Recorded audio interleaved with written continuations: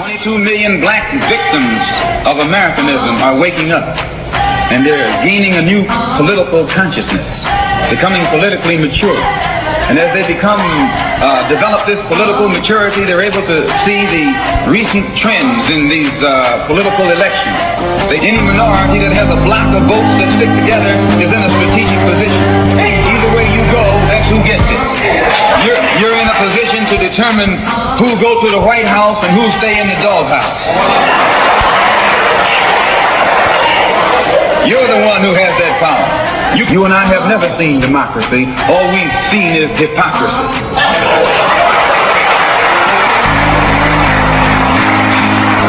When we open our eyes today and look around America, we see America not through the eyes of someone who has enjoyed the fruits of Americanism.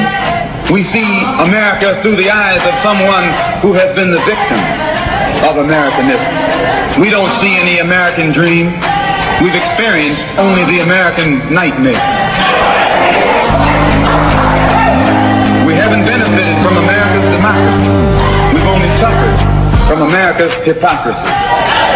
And the generation that's coming up now can see it and are not afraid to say it. And are not afraid to say it. And are not afraid to say it. And are not afraid to say it. And are not afraid to say it. And are not afraid to say it. And are not afraid to say it. And are not afraid to say it. And are not afraid to say it. And are not afraid to say it.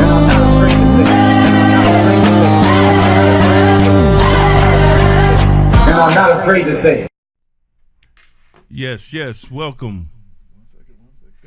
People Before Politics radio show. Every Sunday, 6 to 8. We got the Echo. Every Sunday, 6 to 8. InTheMixRadio.com. Yes. So, we got AJ Woodson. In the house. Cynthia Turnquest-Jones. Here I am. All right. And I am your co-host, Damon K. Jones, in the house. The man with the plan. Call-in number 914-969-6499. 718-705-4959. Absolutely. And you can also catch us on White Plains Public Access every Sunday from 3 to 5. So you can get the double dose of People Before Politics radio show. No doubt. Welcome to the show. Y'all could be doing anything else right now, but you decided to ride with us, and we greatly appreciate it. As we start off the show every week, we're going to start off with what everybody did over the last week. So how about what you did first? Yeah, because I usually don't get a chance to say nothing. No, what did you do? I really didn't do nothing but rest. I didn't do much. We went to Cecil Parker Elementary with my brother Damon for the Boys to Men program, and we spoke to the kids. Well, actually, he spoke. I was just there. I just held it down. I just, rocked with him. Who's the young man who's in charge of you guys coming to Cecil H. Parker Elementary School? Brother Ramsey. Brother Ramsey. Shout out to Brother Ramsey. No doubt. And Money on Mount Vernon. And Mr. Johnson. Yes. Was one of the heads of it. Yes, we're gonna be doing a lot with the Boys to Men group. It is an official partnership with Blacks in Law Enforcement. My Life program. We're going to be soon raising money to take these young men on trips. One of the first trips we'll be taking them on will be February 21st at the Westchester County Center. It'll be Heritage Day, sponsored by the Westchester Knicks and the White Plains Greenberg NAACP. Tickets are on sale. You could check the website for the flyer. And if you're on the email list, any of the email lists of Black Westchester or People Before Politics or Urban Soul Media, you will... 22 million black victims of Americanism are waking up, and they're gaining a new political consciousness, becoming politically mature. And as they develop this political maturity, they're able to see the recent trends in these political elections. Any minority that has a block of votes that stick together is in a strategic position. Either way you go, that's who gets it. You're in a position to determine who go to the White House and who stay in the doghouse. You're the one who has that power. You and I have never seen democracy. All we've seen is hypocrisy.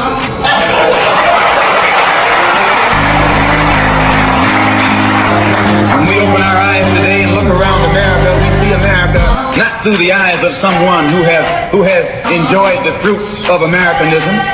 We see America through the eyes of someone who has been the victim of Americanism. We don't see any American dream. We've experienced only the American nightmare. We haven't benefited from America's democracy. We've only suffered from America's hypocrisy. And the generation that's coming up now can see it and are not afraid to say it. And are not afraid to say it. And are not afraid to say it. And are not afraid to say it. And are not afraid to say it. And are not afraid to say it. And are not afraid to say it. And are not afraid to say it. And are not afraid to say it. And are not afraid to say it.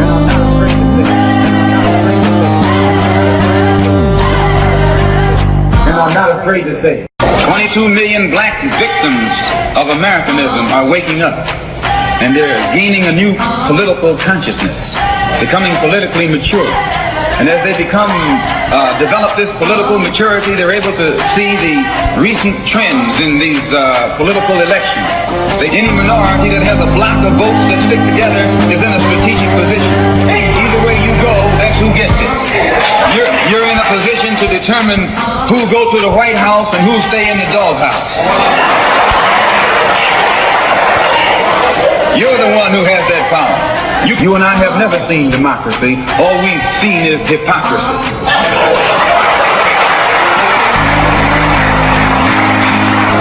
When we open our eyes today and look around America, we see America not through the eyes of someone who has enjoyed the fruits of Americanism. We see America through the eyes of someone who has been the victim of Americanism. We don't see any American dream. We've experienced only the American nightmare. We haven't benefited from America's democracy. We've only suffered from America's hypocrisy. And the generation that's coming up now can see it and are not afraid to say it. And are not afraid to say it. And are not afraid to say it. And are not afraid to say it. And are not afraid to say it. And are not afraid to say it. And are not afraid to say it. And are not afraid to say it. And are not afraid to say it. And are not afraid to say it.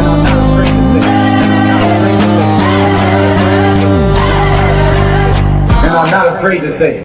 22 million black victims of Americanism are waking up, and they're gaining a new political consciousness, becoming politically mature.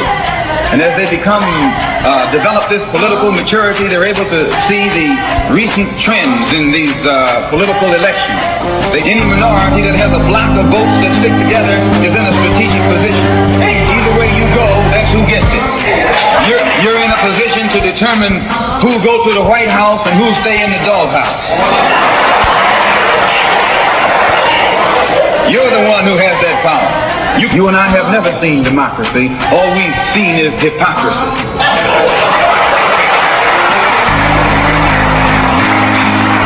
When we open our eyes today and look around America, we see America. Whatever we can and work with you on that. So we have a bit of problem right here, Damon. What? So people could see us, but they can't hear us. The intro of the song keeps playing over and over again. Yeah, well, yeah. So people are saying, actually, Priscilla and Brenda Crump said that they're hearing the theme song still. Right. They're still hearing it like going around over and over and over, which is not what's supposed to be happening. So. Well, shut this theme song down. It's done. It's something he did. He got fixed. She can hear us now. She can hear us now? Okay. Hey, what's going on? How's everything? Well, I'm glad y'all can hear me now. All right, after all that. I've been sitting here and talked about all this mentoring program. Yeah, told everybody how he was going to give everybody $500 well, if they call I'm glad him. everybody can hear us now. I've went through this jibber jabber about mentoring program, and ain't a damn person heard me. You know, that's amazing. Well, welcome back, y'all.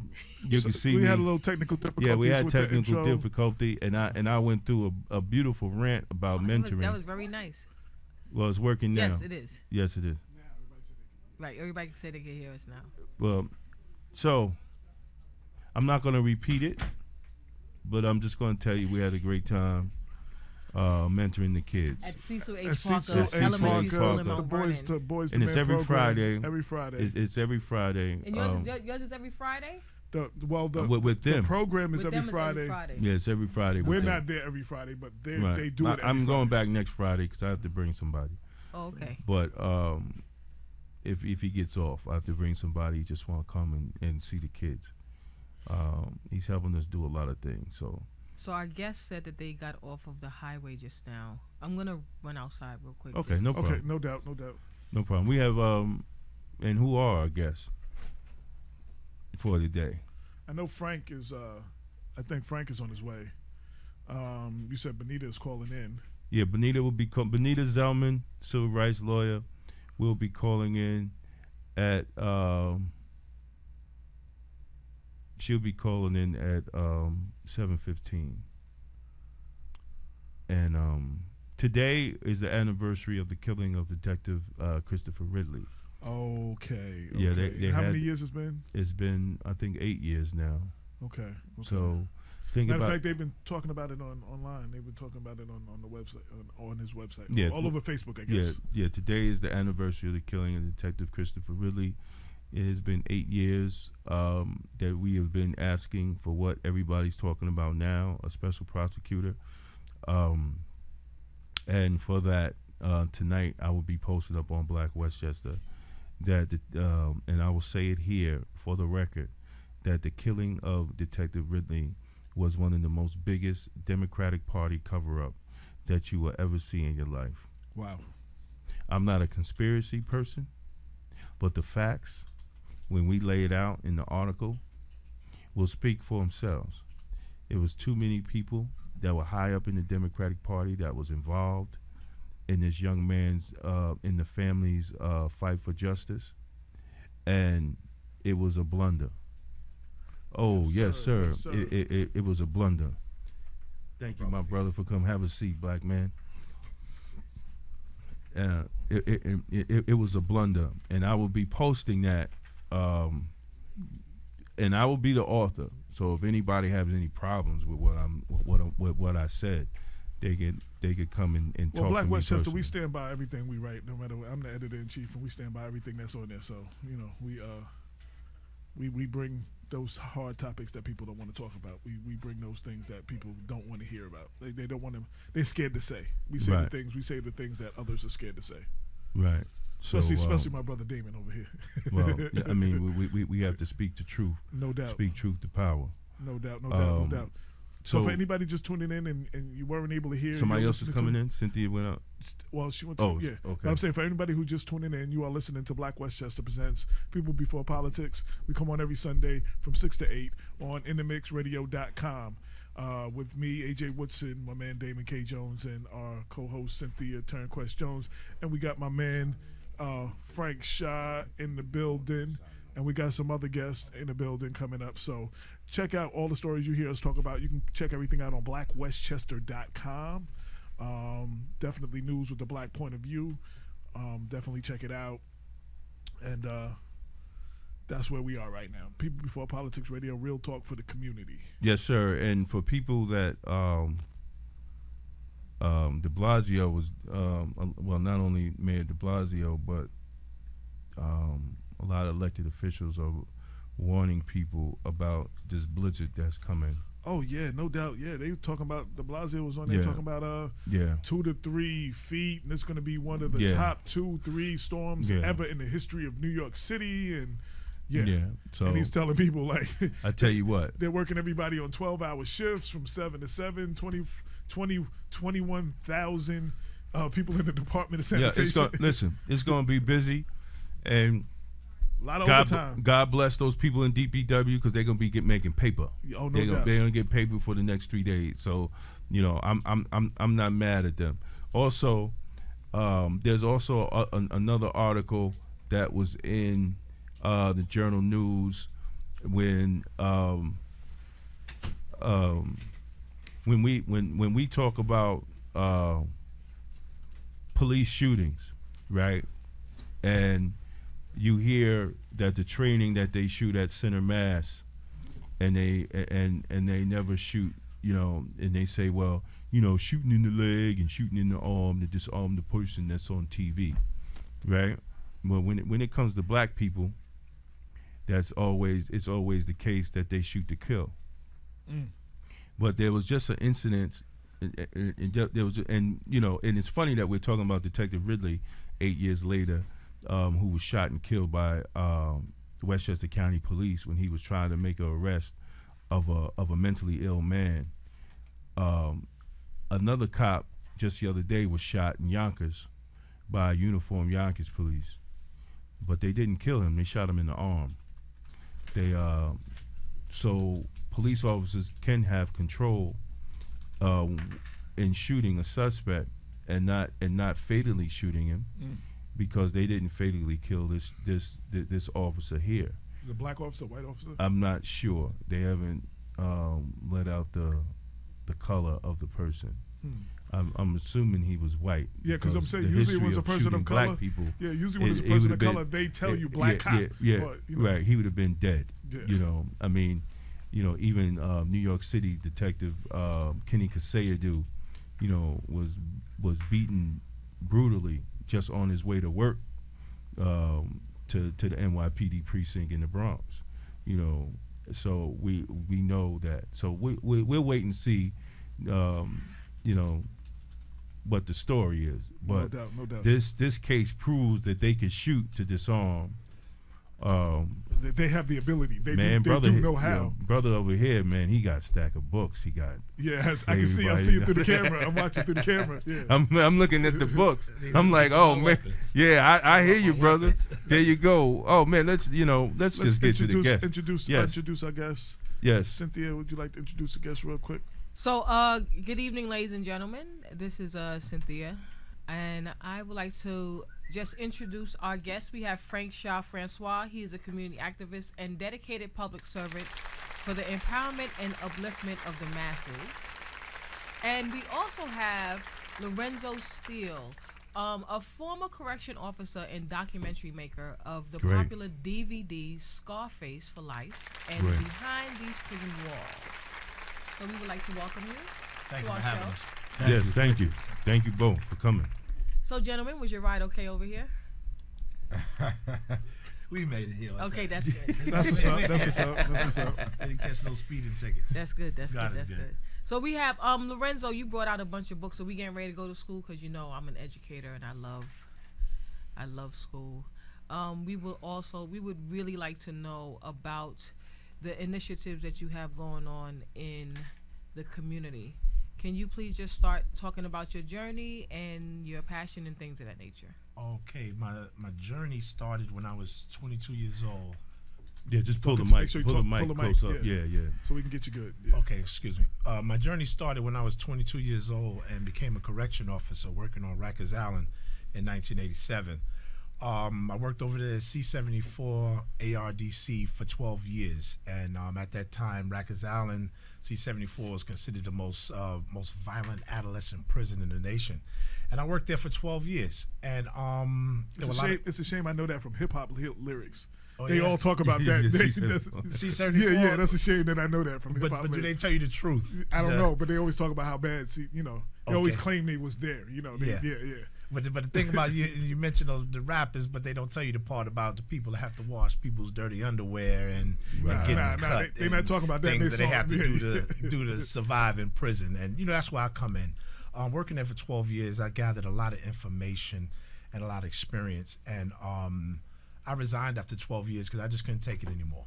And knowing now God had His hand on me that I would be doing what I'm doing now. But I'm what's considered a Board of Ed vendor. I go into schools, I go into churches, I go into community centers with just the information I have about the prison industrial complex and how it affects people and communities. And while a correction officer, I was a prison photographer. So I used to take images inside of prison. So when I go into the schools, I just don't talk about prison. I show the students what an 8 foot by 6 foot cell looks like. I show them what a $150 looks like, a $250, a $350, a $1,050, meaning stitches to the face. And I don't play no games with it because I've seen a lot of children, 14 to 21 years old at that time, that never made it home because they made one bad choice, or maybe they was illegally locked up to, Right. to fill a quota, and wind up on Rikers Island and having to defend themselves, never made it home. I've seen 14-year-olds that one guy, I'll never forget, told me one day, Mr. Steele, if I come back, that means I blew trial, meaning he's doing 25 years in Right. jail. And I can still remember it at 10:45 that same night. I heard that knock on the door and saw his face, and a young man having to do 25 years in jail. It was just heartening and That's right. and sickening. But basically what I do, in the community is I bring awareness to this system. Prison industrial system is a business. That's And right. I take it outside of the framing that the media has on it. We have to think of this thing as a business. We must take it back to the very beginning. After 1865, that's when they started building the prisons.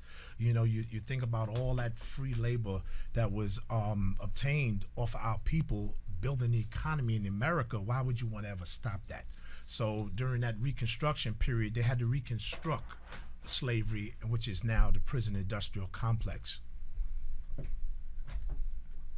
I just wanted to mention and give a shout out to Brenda Crump. She posted your DVD Oh, thank you very already much. on our feed. God bless you. So shout out to Brenda Crump. She's one of the she's a board member for in Mount Vernon, New York. So I'll get you a copy. Big shout out. Somehow give me your email address or your address. I'll email you a copy. Thank you very much. All right, I mean, thank I'll you, mail Brenda. you a copy. all right, thank you. So I work with boys all day. I work with boys all night, and one of the things What age? I am in the middle school through high school. Yeah. And the thing is that they are like sitting on a time bomb, and they have no clue as to what is waiting for them outside. Fortunately, we are in the type of school where we do not allow the police officers to come in the way that they normally go into other schools and just arrest students without their parent present and things of that nature.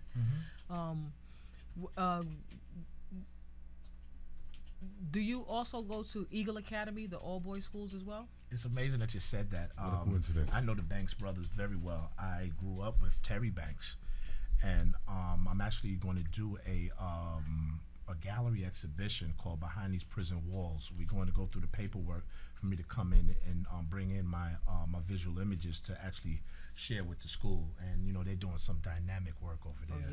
Yeah. And I come over there and volunteer. Just to support the greatness that they're doing over there in Eagle Academy. Okay, all right.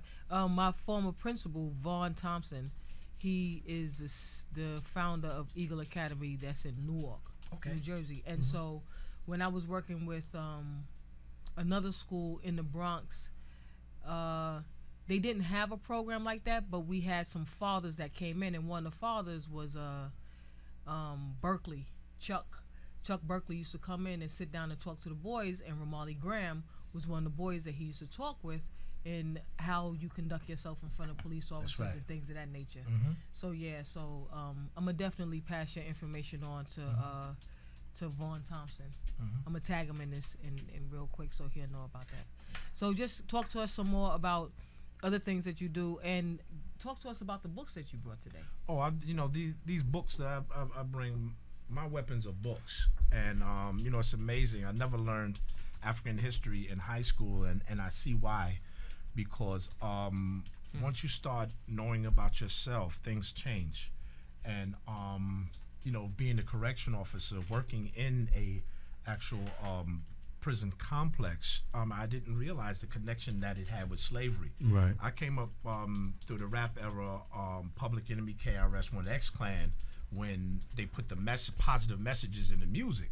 And I actually took a picture last summer with Chuck D, and I congratulated Chuck because of the lyrics that he put in his music forced me to pick up a book to find out what he was talking about African history, and I never put a book down since. And I'm also a criminal justice major at Post University. And you'd be surprised what the professors don't even realize about Terrible. the criminal Terrible. justice system, and you know I have to bring out my books. Terrible. And Professor, are you aware that that corporations That's right. lobby politicians to That's right. pass certain bills, That's stop right. and frisk, stand your ground to keep these prisons full? That's you right. know? You know, brother, I'm so glad that you're on the show, because the listeners will not think that I'm crazy when the things that you're saying we have said as a black law enforcement organization to pastors and politicians and community leaders to really understand what's going on when we're dealing with the black community and law enforcement, whether it's police, probation, parole, or corrections, and understand how this system works. And it's even hard to find even black law enforcement that really know the history of what institution that they've came into. So, you know, I'm you're a breath of fresh air. That it's not just me now. That's why I'm quiet, brother. I'm just gonna let you talk Get started yet. and do your thing, because you know it's not coming from mad black man Damon. It's coming from a Mad brother. black man Lorenzo. Right. But I'm not mad. I'm happy. But you know what I'm saying, brother? I understand, Because a brother. lot of times when you tell that hard truth, Yeah. you know, I was blessed, and I tell everybody all the time, I was blessed the fact that when I came in law enforcement, I hooked up with elders that came out of the Black Power era that was still in law enforcement, the Roger Abels and all them other brothers from New York City that were still out there struggling. And I learned that. I didn't learn it, you know, from the job. I didn't learn it from in school. I learned it from them and going to other conferences with other elders in law enforcement. But now young law enforcement, new recruits, these young men that's on the job now, they don't know the struggle. They don't know the history, you know, that we even had to get the job because they didn't want us to have the job. Roger Abel wrote a book called Black Shields, and it took him 30 years to write the book. And he goes into detail the struggle and the fight just for black people to have that job. And a lot of things people don't know neither, that when Elijah Muhammad gave the rule that he didn't want FOI being in law enforcement. At one time, there was so many FOI that were police officers. And Elijah Muhammad gave the rule that he didn't want them working in there anymore. And some left, and some stayed in, you know, because, you know, they had to feed their family, whatever. Yeah. But, you know, the history of black people in law enforcement is so lost. Yes, it is. You know, and we need to really reinforce in what was our purpose and how do we fight the rules. But go on, brother. I'm just Let me. go on. If I must say this real quick, you touched on a very important issue of debate in the black community, and that is blacks in law enforcement. There are those who say that black people shouldn't be in law enforcement. That's right. And my answer to them is this, man. Do you really want an all-white police force? Do you really want an all-white correction force? I mean, I think that would be much worse. Oh, without a doubt, brother. Without a doubt. We catching hell now with the few blacks. All right now. Yeah. That we don't have a lot. I mean, historically, correction have always employed more black people than any other law enforcement department. I know here in Westchester County, at one point, Department of Corrections employed more black males than any other institution.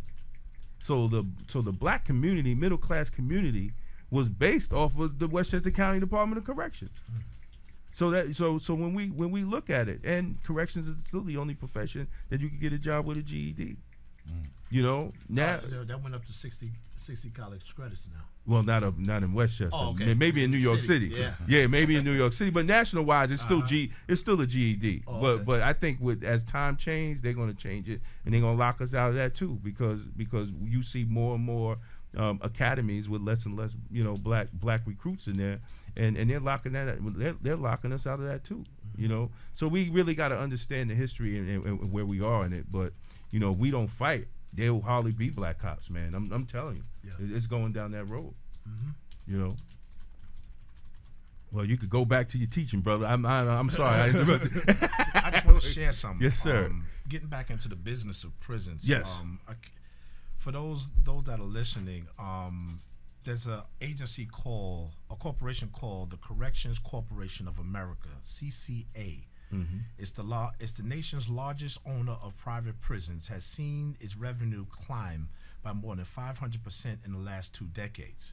Now, last year, according to this article, the company made an offer to 48 governors to buy and operate their state-funded prisons. But what made CCA pitch to these governors so audacious and shocking was that it included a so-called occupancy requirement, a cause demanding the state kept those newly privatized prisons at least 90% full at all times, regardless of whether crime was rising or falling.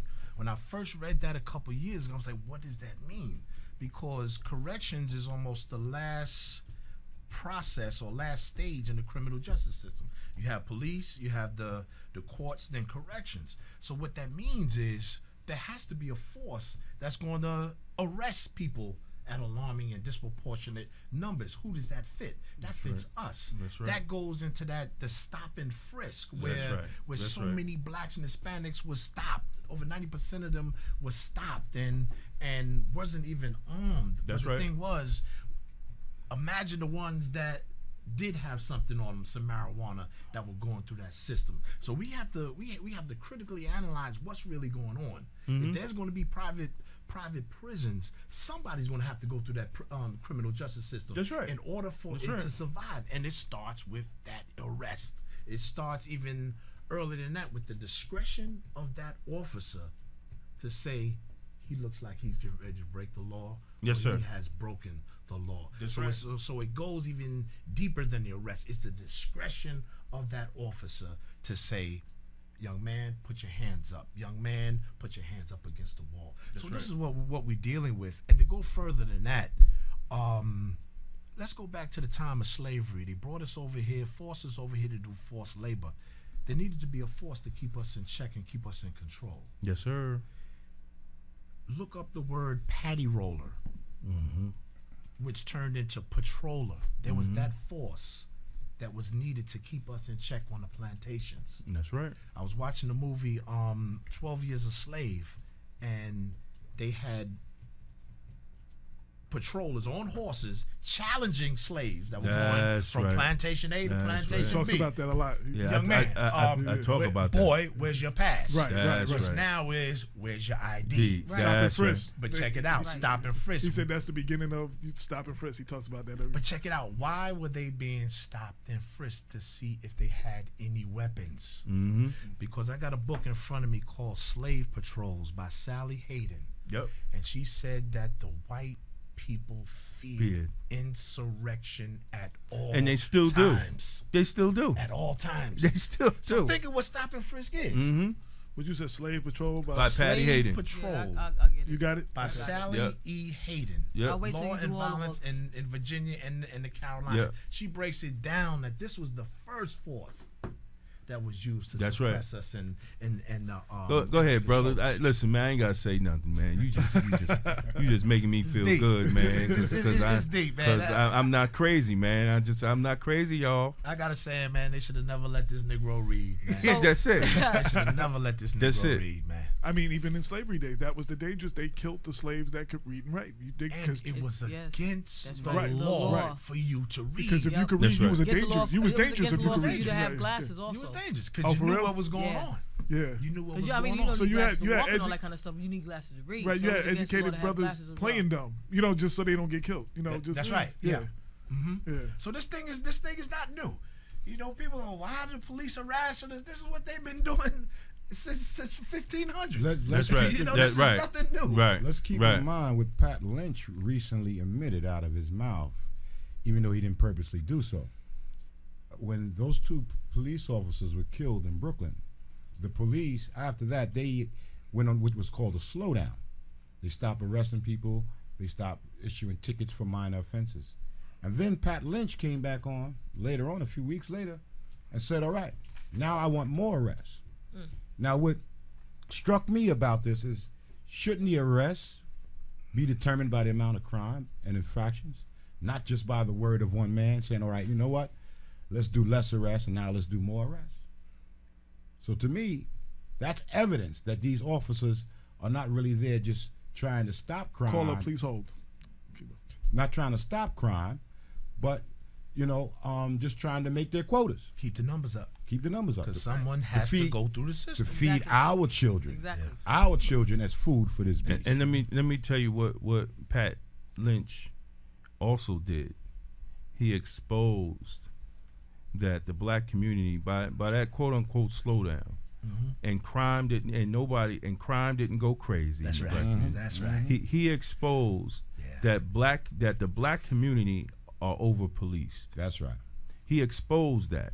See, and he had to sit down. Well, actually, I totally believe, and I say it on the record right now, I totally believe Patty Lynch and Bratton are in cahoots. And I could go into that, but just because the first thing he said when they had the meeting without de Blasio was, my problem is not with one police plaza, my problem is in City Hall. So we know that they have some type of understanding. Second, when the slowdown happened and crime didn't go crazy. That's right. Right? Bratton called Patty Lynch, said, you better stop that because you're making broken windows look irrelevant. Yeah. He showed that broken windows is just another way to harass black people. Yeah, we went from stop and frisk. Right, stop and frisk is broken windows. Right, it's the same thing. Different name, just right. like slavery. Yeah, that's right. Incarceration. That's right. It's the same thing. But the press, they don't really talk about that, and they don't really get into that. And now with brothers like Shah, you and the protesters, we got to hit the streets again because they're almost acting like what we went through for the last 6 months is old news. That's right. We're not going to let that happen. No, we can't let it Under happen. no circumstances. We can't let it happen, brother. See, Bill de Blasio, he threw us a Mickey when he said he was going to stop and frisk, but then he brought back Bratton, the architect of broken windows. Okay, yeah, and stop and frisk, but they just called it by a different name. Right. So Bratton got to go, and Bill de Blasio got to go. And we're going to stay in the streets, as you said, Brother Damon, and we're going to stay in the streets and disrupt traffic and disrupt them, and there will be no business as usual until our demands are met. But Shah, I love you. We got to, let's say it's deeper than the streets. We have to keep this movement going. We got to get into the churches. Yes, sir. And Yes. we got to get into these schools. Yes, sir. We have qualified people that can go in, that have the necessary information that could change the minds of these young people. Right. We must. You understand it, and that's my mission. But I just want to interject for a second. I know that we have qualified individuals. There were qualified individuals back in 1964, but it was the children that made the difference. So going into the schools, I agree 100% with going into the schools because those are the individuals who's going to stop the time and let's change what's going on. So if we don't go into the schools, I know you want to go into the church and everything, but the church ain't coming out. So anyway, no, they ain't. You're going to go to the schools, That's right? another show. And that's a whole yeah. Why are they afraid to help their own people? So you go into the schools. You said that you were not taught Black history. I wasn't taught Black history also. I wasn't taught Black history either. And I have 5 degrees in college. And I got a hell of a student loan if you would like to. Not through the eyes of someone who has enjoyed the fruits of Americanism. Being self-taught and my father teaching me about Black history, right? The thing is that it is not taught in school. I'm going to tell you this one more time because we went through this last week when we was talking about Selma and how there were tickets being given out for everybody to go and see the movies, for the children to go and see the movie. Did they understand you can't go and see something and respect it if you don't know anything about it, right? So it is not being taught. I am in a school. I'm an educator inside of the school. Yes, they pick 1 month, February, which you have a whole week off. So that's 3 weeks, right? And then February only have about 28 days, right? Okay, so you're not really getting the bang for your buck. It is not in the history books. It's watered down. When you have children that go to a movie and think that Dr. Martin Luther King Jr. was a president of the United States, then you know we got issues and concerns, right? So now we need to go to the schools. do they want us in the schools? No, they don't. Because once you read what you read, Lorenzo, then you saw it a totally different way. I believe that, Shah said earlier, do you really want all white people to be in charge of police officers and correction officers and things of that nature? The answer is no. However, if those police officers and correction officers know their history, they will go about things a totally different way. But a lot of them, a lot of them know and keep it. No, a lot of them don't know. A lot of people don't know. Listen, I say it for the record. A lot of them are ignorant. You have, and those that's listening that I work with, y'all can take it any which way. I really don't care. A lot of them names. A lot of them, they know who they are. I ain't even got to name their names. You have black cops. And you have black cops out on the street that don't even know that the county jail is named after a black man, right? When we did the Black History Month event, you had black cops, and we were honoring the old soldiers, the ones that fought, Warden Powell and all these old soldiers in Westchester County, right? You have the first black state trooper in Westchester County, who walks around today, nobody knows who he is. You have the first black female police officer in Westchester County who walks around, don't nobody know who she is. And they haven't even honored her. You understand what I'm saying? For being that first and sacrificing. And she was first out of Yonkers PD. Wow. You understand? So we don't even know our history. We don't know these kids. The only thing these young officers do is make money, pop bottles, buy cars. You understand? And they don't even understand their responsibility of being a black law enforcement officer and what that is. When you could have a retired CO be shot and killed, Kenneth Chamberlain Sr., be shot and killed and called nigger, right, by white cops. And I got to import black cops from New York City to come up here and stand. Something's wrong. Something's wrong. So a lot of these black cops, either they don't care or they scared. And if you're scared, just say you scared. Just say you scared. Don't knock what other brothers is doing or other brothers trying to do in the community. Just say you scared, because I can respect you more if you say you scared, and learn the history and learn the history, because we see this every day. See, and they the Ebony magazine put that open letter to black law enforcement with about 30 people that signed off on it, educators and community leaders, because they not seeing black law enforcement step up and address the issues. We are stepping up. It's a problem because MSNBC and CNN don't want to put cats like me on, or cats like Corey Pegues or other brothers that's going to say like it is. They don't put us on. Al Jazeera give us some run, but you know what I'm saying? Yeah. But the main channels ain't going to put us on. But we out there. But for the masses, man, they not doing what they supposed to do. When I came in 1990, I started, and black law enforcement organizations was doing some work. Now, the only thing they try to do is work on how they get promoted. They don't do anything else. So we got a battle to fight, man. We definitely got a battle to fight.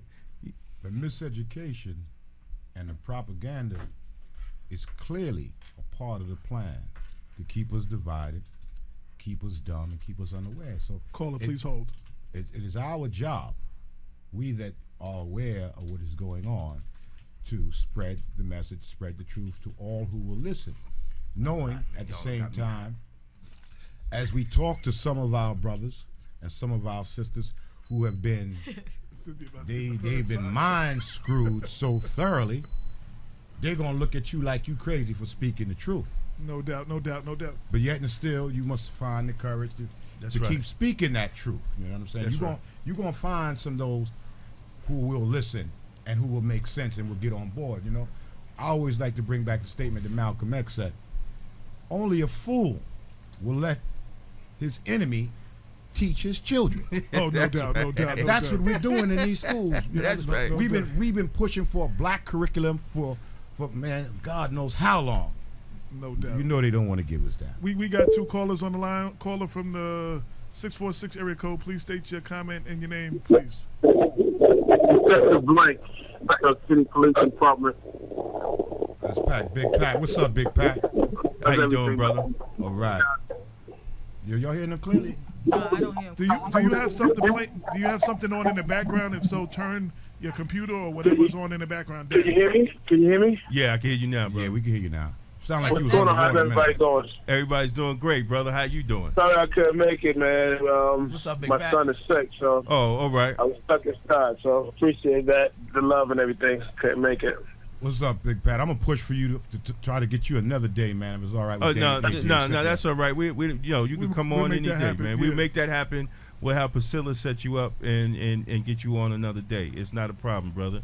That sounds fantastic. How you guys are doing? We doing good, man. We doing good. We just in here, kicking it, talking about the need, for the community, the need for black law enforcement, whether people think it's a need or not, but there is a need for it.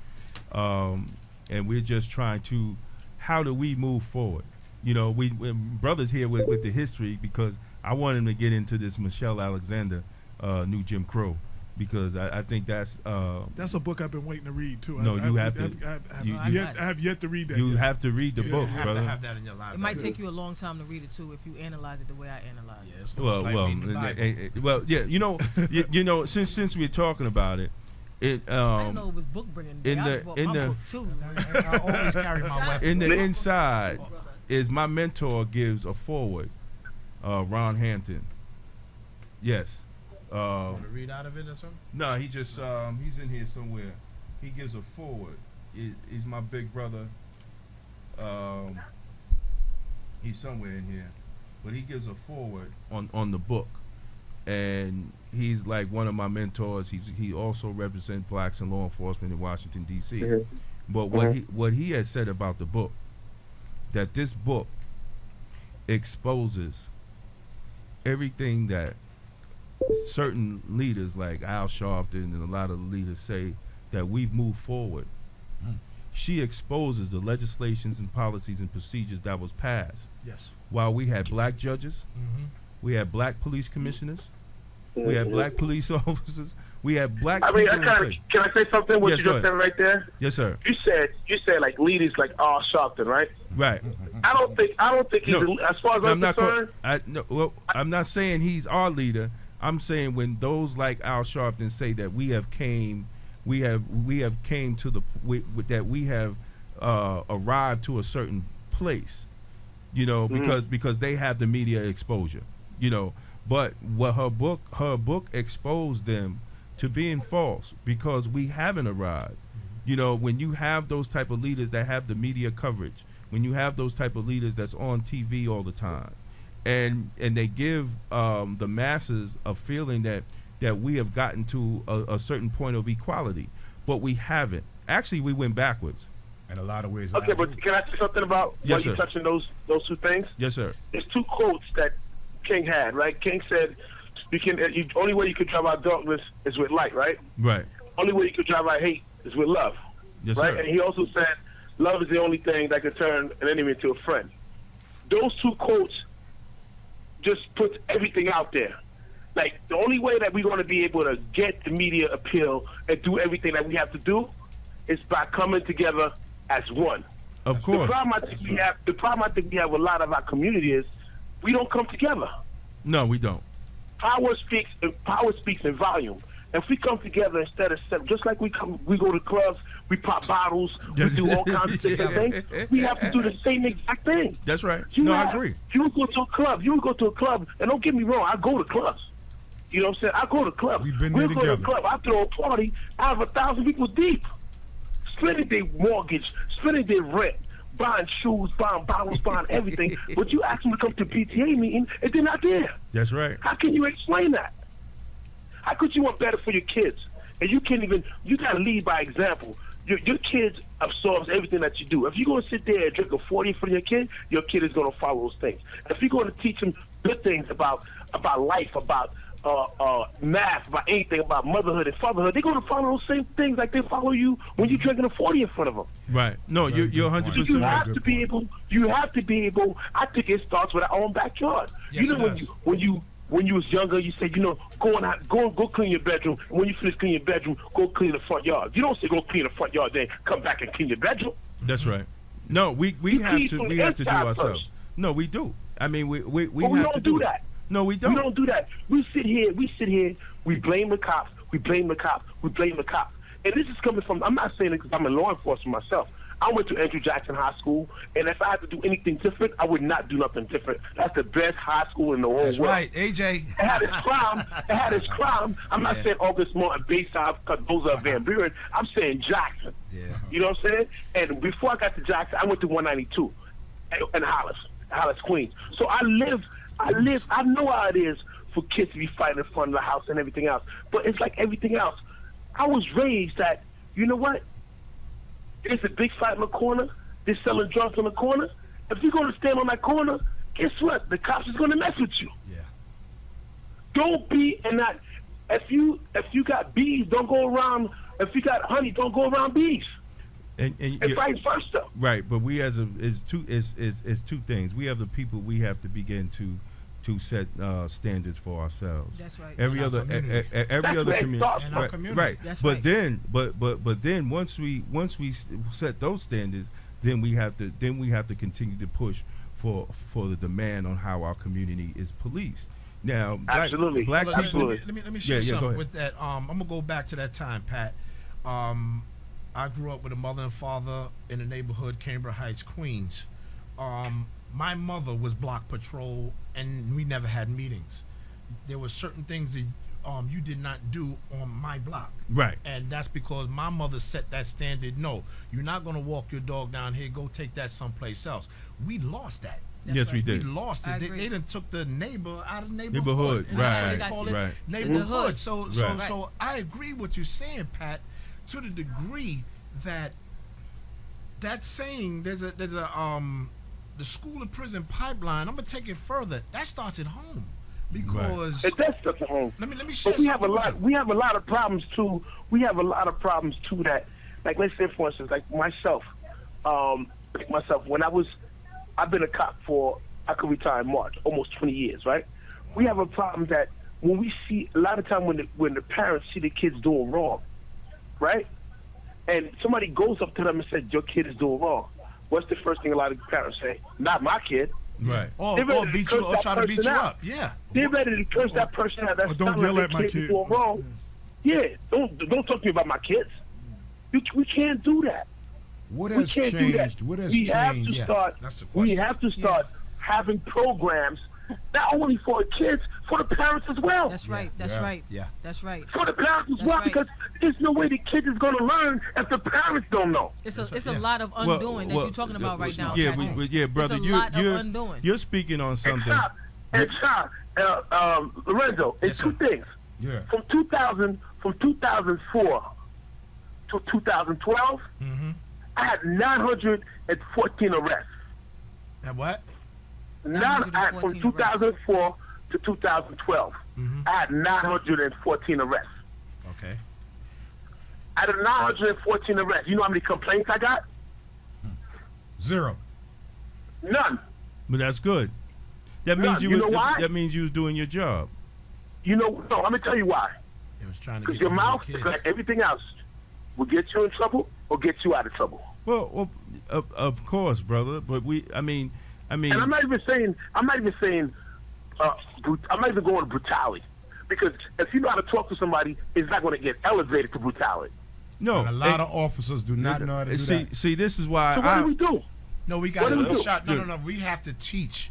We have to teach these young men and young girls. This is the game. right. This is the game that's being played. I'm looking at the criminal justice system as a game. There's rules in this game. There's certain things that I cannot do as a black male. As a black man, I ride with my seatbelt on. I do not ride with the my phone in my hand. If it's dark, I get out And it and goes look back in to what I the just front, said. my If you front don't want- lights, if you don't want to my get back nothing happen lights. to you, You understand? I don't hang out in avoid the corner. conflict. Yeah. Well, Don't not you know we just talking? well. Not only that. I mean, we could say to that certain extent, but we also know we also These know kids don't know. We, They no, don't no. know. We, They we don't also know that there's just been kids that have been pulled over because they're a young kid driving their father's car, and then the situation happens. We have to. I'm losing. Something's going on, but we have to. We went from teaching what do you do when you stop by the police to how do you survive police confrontation. Yeah. Because the thing is that our children, young adults need to have a game plan. Law enforcement, they follow policies and procedures. They have training to cover certain situations. We need to do the same. We need to do the same with our Continue to do the children, same, right? yeah. Listen, you have to survive. Your main goal is to get home. Yeah. Don't fly off at the lip at the cop because he has the power to kill you if he has to, and he's taught to justify every action. Yeah. It could that one altercation could change your He's life. taught to justify every action. I mean, listen, I was taught that, so I know. You could read situations and read the report and say, oh, wait, something's wrong, because we know how to write. I mean, we're taught how to justify our actions, and what they call in the academy in training is CYA, cover your ass. Let's don't overlook the fact too, though. Big Pat, man, and I've seen you in action, man. You're always very professional and respectful, and that's why I guess you don't get a lot of complaints. But we got to be honest. There's a lot of officers, and I don't even want to call them officers, but I ain't gonna do it. I'm just gonna keep it clean. Say that again. I didn't hear you. There's a lot of what? There's a lot of other officers out here who purposely provoke our youngsters, who call them names. They don't have to be doing nothing. Not officers like you. You are a gentleman. Like I said before, you are always respectful and courteous. But a lot of these officers, man, they provoke them. They say all type of derogatory things, call them niggas, do whatever. And unfortunately, some of these youngsters are hot-headed. You call them a few names, and they lose their temper a little. And more than likely, it's going to end up in a losing situation for them. And So- Shah, you are absolutely right. Yeah. But you know what we have to do, Shah? Just that. Teach them You know what we history. have to do? We have to start uniting as one. Yes, sir. As soon as we start uniting as one, a lot of things will change. But it's never going to change because first thing that the whoever's going to say is like, they don't even get along. No, well, we got to get along. Listen, No. What I'm saying, I understand what you're saying. We have to get along, but at the end of the day, if we look at crime, let's look at crime for a second, right? Let's look at the percentage of crime for a second. Let's look at crime in New York. Let's look at crime in Chicago, right? Let's look at crime in Maryland. The majority of the crime is happening where?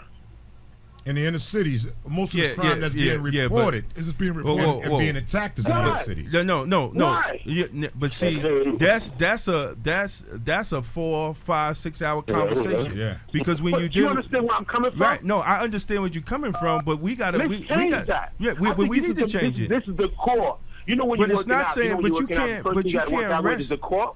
But That's brother- the core of the problem. Right, but brother, you can't arrest this problem away. We don't have a police No, but problem. we have to. We have a We have to social. work on it. But we gotta we have chop it down. We got to start chopping down on that. right, but we have a social problem. When you have a Yeah. poor educational system, That's right. when you have a community that have no Yeah. economic development, That's right. You understand what I'm saying? Or mother and father right? can't read. Or That's right. you Mother you and have father crime. can't read. That is Having children. that is That's the right. basis for crime and violence. Yeah. That's So right. So let me ask you a Dissonance. question. Dissonance. I kind of disagree with you on that one, Shah.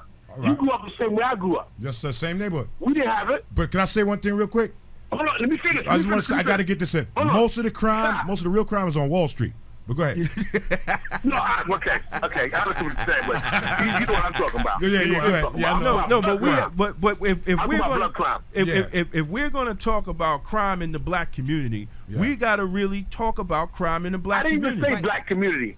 I'm saying where is the most of this crap happening? It's happening in minority communities. Well, no, That's what no, you no. said. Wait. Right, minority communities are black communities, but Black and brown. But put this: statistics show that white people use more drugs than black equal. people, Yes. but Right. they're No, not but in I'm the white talking about- neighborhoods making the I'm arrests. talking about- Exactly. You're right. I No, should let's say be that. right. I should Right. say- Our Let's be communities honest. are about it. targeted. Let's go to the scholarship. I should say even, like even I should say homicides. You know what I'm saying? I should say gun.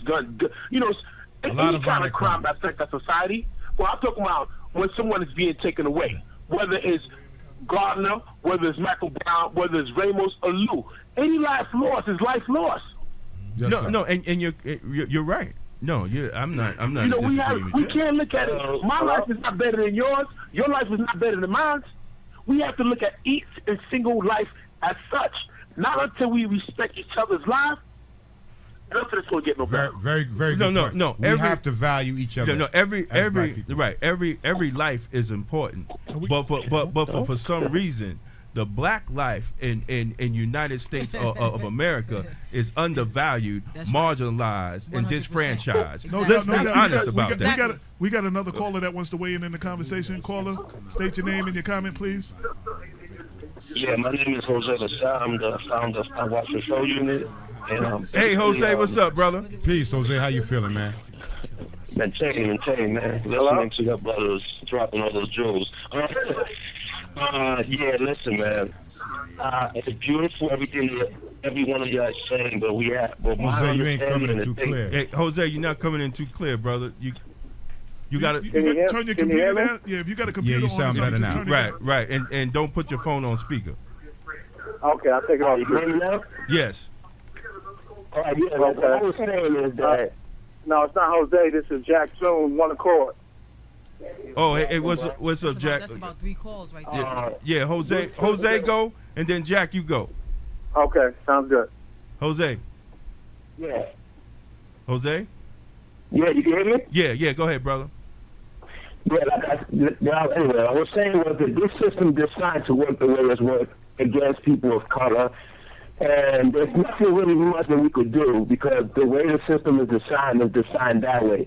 It's designed for the militarized police department to do what they do, whether they're black, brown, yellow, or whatever color. In their mind, they believe they're doing the right thing, but the simple fact is what they're doing is doing exactly what the government has assigned them to do. That's true. When they go into our community, they're not going into our community to talk to us, to be social workers and try to help us out with the problem. Their job is to go out there and lock people up and give people citation.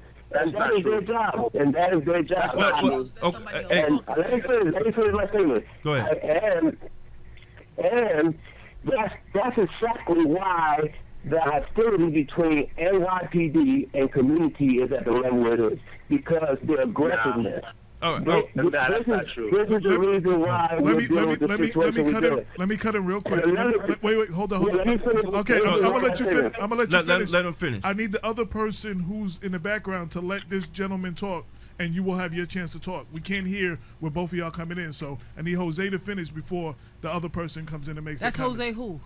Jose LaSalle. I got you. All right, Go ahead, all right, Jose. finish. I'm sorry. Finish. I wanted you to be heard. Go ahead. Yeah, like I was saying, because look, I'm out there every single day in the community patrolling alongside with police, me and my group. And we document a lot of encounters. We've even talked to police officers that one moment they sound like they're so, like they're the best officers to people, for other officers to model their approach within the community. And then down the road, that same officer ends up being just like the other officers. Maybe when they start, they might start trying to be a different type of officer, but once you get in that crowd, it's just like any gang in the street. Once you get involved with that type of, when you get involved with that crowd, you start changing. Your attitude starts changing. Your personality starts changing. That's what we have noticed about a lot of these officers out there, that their personality changes after a while during the time. There's officers, listen, right now, officers are out there every single day violating the patrol guide procedures and protocol. When it comes to, they give us citations for jaywalking, for disorderly conduct, for spitting on the floor, for urinating, and all these minor broken window policing implementations that they do.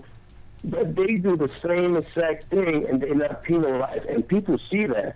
People see police officers out there smoking on their job, using their phone on their job, the same thing they target people for. And when people see this, they start saying to themselves, they're giving the power to do what they want, but we get targeted for the smallest things.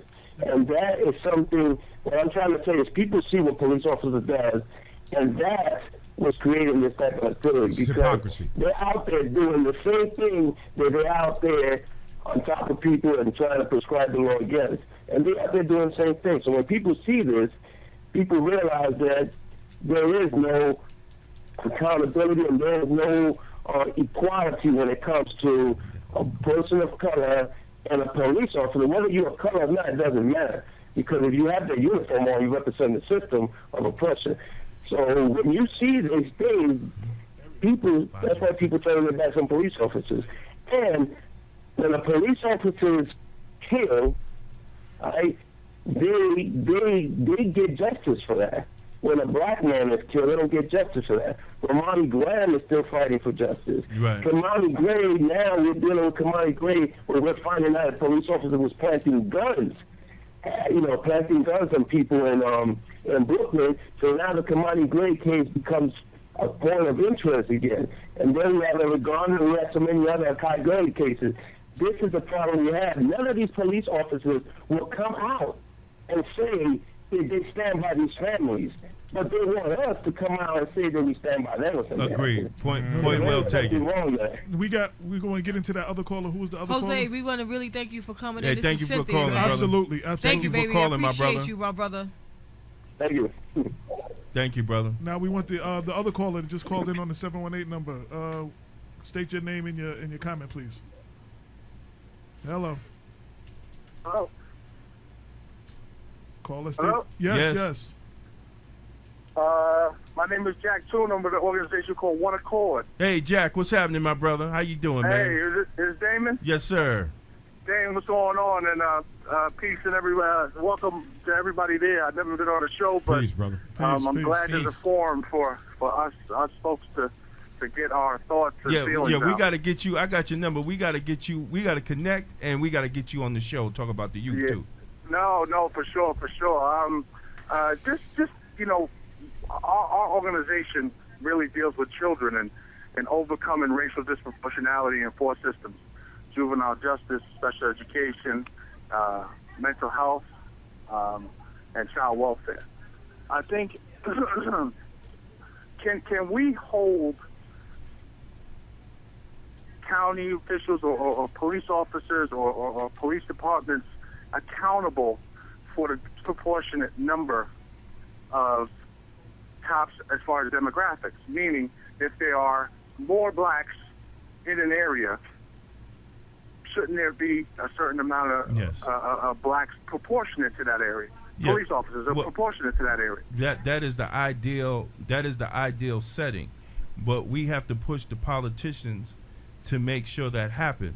They always give excuses when you're talking about why do we do not have more black cops in these police departments. They say, well, they're not passing the test, they're not taking the test. But the problem is that young people are not taking the test anymore.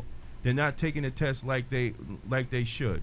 That's the biggest problem, because the perception. Is that because the disdain? Yes. For feeling for the cops? Of course. Listen, you know me. I'm a correction officer. My wife is a detective, and we got 2 children that don't want any part of being in law enforcement, because we had to come to their aid against abusive police officers, and we had to go to the police departments and check those supervisors. Hold on, yeah, Damon. but you know Damon. what? Can I say something based on what you just said about abuse? Yeah, when I was in it was just very Jackson back in discouraging at the White Plains meeting. 1982, I got beat up by and cops. just how lethargic and calm we were. I mean, it almost like we've lost our fight. We've given in. You're right. You know, and I'm like, damn. You know, we need a new breed, man. Because Right. I mean, I'm sitting there upset, mad, and folks are just like, this is business as usual. So, I mean, as Anthony Mitchell was saying, you know, they're not ready to have an honest conversation. Right? You know, the police commissioner and the mayor, they're not really ready because they're saying that there's no racism, there's nothing wrong. So if they're saying there's nothing wrong on their part, we just look crazy every day, going to these meetings and really saying there's a problem, and they're saying there's no problem. I mean, it's just crazy. You're 100% right. You're 100% right. But it starts with us, brother. We have to. It starts with us. We got to take our community. That's right. That's my next point. We shouldn't even be having meetings with them until we come with a full, clear plan on how we're going to hold them accountable to it. We can't keep doing this, going back and forth. We're not getting nowhere. You know, the police commissioner in Ferguson said that I didn't know there was a problem. You know, the same thing. I asked point blank Commissioner Chong, is there a problem with race? He said no.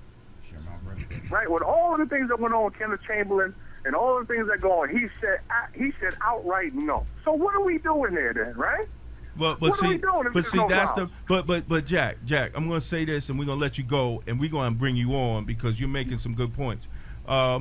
We have to hold our black elected officials that come into these meetings. Some of them don't even show up, but we got to hold. We only got about 6 of them, so let's start replacing them. If they're not going to do what they're supposed to do, if they're not going to pass the proper legislation, look at Mount Vernon. Mount Vernon is a black-run city, and we got to fight for them to get a civilian complaint review board. You got to be kidding me. That's outrageous. You got to be kidding me. So we need to start replacing some of these black elected officials that don't want to do their job. We can't get enough to do that. But, Damon, I'll say this, and then I'll go. You're the only one that's willing to speak out against that power, brother. And you guys have a great night. Thank you. Thank you, brother. Thank you for calling in, my brother. That. We greatly appreciate you. Make sure you tune in every Sunday, 6 to 8. People Before Politics. Without a doubt. You know. Okay. Who else is on the line? Do we still have Patrick on the line? Pat is still on. Yeah. Yeah, Pat. I know you want to rebuttal what Jose said. So I can't hear what Jose said. I mean, I heard what Jose said, but the callers after that, I can't hear what he was saying. It was very muffled. It might have been my end, but I couldn't hear him. Well. Jose went into the point about how the communities are policed, you know, and I really think at black law enforcement, we look at policing our communities different than the actual system, you know, because we come from the communities, we want to see our communities better, and we look in it. But when you have those that don't come from the community, when you have cats that police our community that come from upstate, and the only experience they have in dealing with black people is what they see on cable and what they see on TV, and they think everything is empire or power or the wire or Oz or something like that. So we have to. I mean, and that's why I feel personally that black law enforcement is so important. Because we are the first line of defense and we are the first line of protection that's in the black community. So I mean, we know. I mean, listen. I know I've been racially profiled driving through the Bronx. You know, and then I have to pull out my shield, and then they say, "Oh man, why you ain't tell me from the beginning?" So, but why did I have to go through this ordeal with you anyway? I agree. You understand what I'm saying? And a lot of things, even with Pat Lynch, a lot of things is coming out that, yo, bro, you don't even protect the black officers. You know, and we know as law enforcement, you know, when a black cop is shot or killed, they make the black cop, and by his white counterparts, they make the black cop the victim. And this is their own union. So we know. Well, you know what? When you're saying this is why I said, you know, unity and equality kill everything. And if you have unity amongst ourselves, you know what I'm saying? If we go to these events and everything and big numbers, 5,000. Then these politicians look at us more serious. Because they're votes. At the end of the day, bro. 5,000 votes. Because it's votes. See, at it's the votes. end of the day, exactly. At the end of the day, they only look at us as votes. You're playing games with them. them. Big Pat, could you quickly tell us about the next event you got coming up? Oh, go ahead. Sorry. Could you imagine we have a function where it's 5,000 people marking differently? That's right. And we go to a politician and say, you know, this is what we want. Mm-hmm. They're going to give it to us. Like when I first started Embrace Your Kids back in 2006, 2005, anytime I would call the office and they'll tell me, call my scheduler. As time went on, I'm not, and I explained to them, I'm not calling a scheduler because you call me when there's an issue in the community. You call me direct. If I can't talk to you, you're going to be replaced. That's right. I'm not talking to your scheduler. I'm not talking to your assistant. I'm talking to you. I voted for you. I didn't vote for your scheduler. And you're 100 and you are 100% right. And this so is now it got to the point that I'm calling the Donique Millers direct. I'm calling the public advocates direct. I'm calling the Senator Leroy Comrie direct, because this is what we have to do. We have, what it all boils down to, we have to come together, which is why I'm explaining to you, Arlene, and you probably already know about it, February 1st, the MLK March in Queens on Linton and Merrick. It's so important. Yes, it is. To show numbers that day. But also, brother, so important. Also, brother, I hope that all those people that you have marching, you register them to vote, because see, we got to start registering. See, I love watching Explain what that really means. Register to vote is strength in numbers. Right, it's strength in numbers. That's a whole show too. What does that really mean? Because we have to, because we have to show not just our numbers in marching.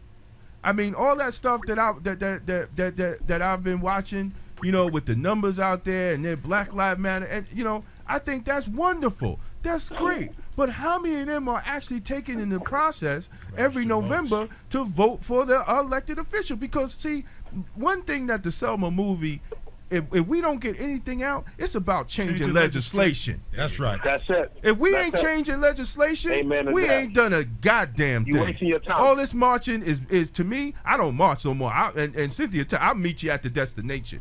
Because I'm not marching anymore. We want you to be a part of it. No. I support it. I support it, brother. And we want you to be. You can I support it. I'm usually the one that does the marching. Damon do the talking and he'll be there with his cameras and all that kind of stuff like that. Because my thing is this, we have marched. Now it's time for us to begin to change legislation.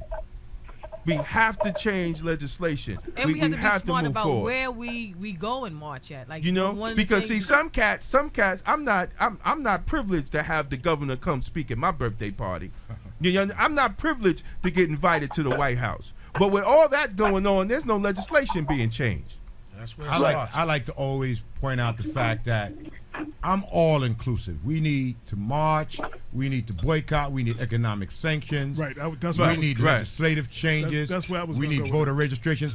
We need all of the above, plus many other things. To quote, I like to always say, let's don't give us a choice. Give ourselves choices of this or that, but let us do this and that. To quote Brother Bob Law at the rally that we had the other week, he said, as the movement continues, some of you are not going to march anymore. Some of us have marched and marched. Some of you have never marched. But however, economic sanctions is something that everybody can be participate in, something that everyone can become a part of and really make it work and really be effective. And brother, I support you 100%, and it's good that black law enforcement is being a part of this movement. We need to be a part of this movement. They kept us since the 70s, really the 80s. They kept us out of these type of movements and these type of petitions for change. Now, in this year, we're going to be a part of it, and we're going to be at the front, we're going to be at the back, and we're going to be in the middle, because we're vital to this, and that's what a lot of the old brothers wanted us to be in the first place. We got another caller from the 718 area code. Please state your name and your comment briefly, real quick. This is the attorney, Banita Zelman. Hey, Banita, how you doing? I was looking for a 516 number. Yeah, we was looking for 516. Welcome, Banita. I checked you, right? Well, we have, this is civil rights attorney Banita Zelman, and she's going to be, and we wanted her on because she has been, everything that we're talking about, she has addressed. I think the first thing we need to do is elect Damon K. Jones No. to office. Can we get an applause, man? Press that applause button, man. That'll be number one. That's number two, I agree with. Thank you, man. I agree with the opinion that we should be all inclusive. and let each one of us do as much as we can, but in every area. Hold on 1 second. We have to fight the good fight everywhere. That's right. I agree. Right. I agree to that. Amen to that. I'm not sure who has a lot of background noise. Who's washing dishes in the background? Because we can hear some dishes going Not on. me, I'll tell you that, Damon. Well, Banita, tell me, and the listeners, let the listeners know the cases that you have been involved in, and the cases that you're working on, so we can. Well, I'll be happy to, yeah. and we need to extend the time by about 20 hours on this program. We'll give a brief. I'll cover the most recent ones. Yes. Because they are outrageous in this day and age, and the most recent one was just on Friday, January 23rd, when we were ordered into court by federal Judge Seibel, and I'm representing 4 African-American veteran parole officers. Each of them have been New York State parole officers with exemplary records, no discipline, no problems on the job, 21 years, and then they go up to the town of Ramapo, which is right adjacent to the little village of Suffern, and they go to do their jobs in uniform in a New York State government vehicle. License plate comes back to the government, and in the window of front windshield is a placard that says New York State Parole. They're wearing their New York State Parole bulletproof vests, and around their necks on a gold chain, they're each wearing their gold shields. And on the back of the gold shields these days, which is supposed to prevent cops not recognizing other law enforcement from shooting them, they have their identification, and there's a red heart on it these days. And that's to signify they are actual law enforcement. So each of these parole officers, 2 women and 2 men, had around their necks their gold chain, their gold shield, on the back their identification with the red heart, their parole uniforms in a government vehicle, and they went to execute an arrest warrant on a parole violator. They identified themselves to his father. The father let them search the house. He wasn't there. They gave the father their card, an official government identification card, to call them if his son came back.